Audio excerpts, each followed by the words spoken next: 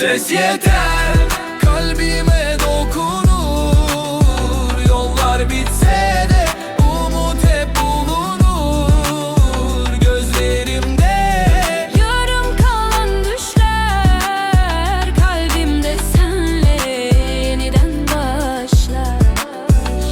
Kaç gece yandım içimde ateş, düşlerim eksik gerisi serbest. Dünya dönüyor kalbimse susmaz, yara alırım ama yine yılmaz. Bir ses yeter, kalbime dokunur.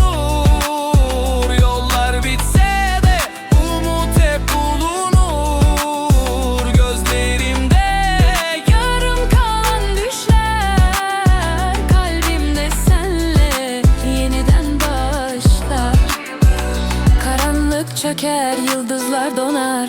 Bir bakışınla kalbim uyanar. Ne fırtına ne yalanlar yıkar. Sevgi kalır, gerisi savrulur rüzgar. Bir ses yeter, içimde saklı geçmişi siler. Geleceğim farklı, bir ses yeter, kalbime dokunur. Sen yanımda ol, her şey bulunur. Bir ses yeter, kalbime dokunur.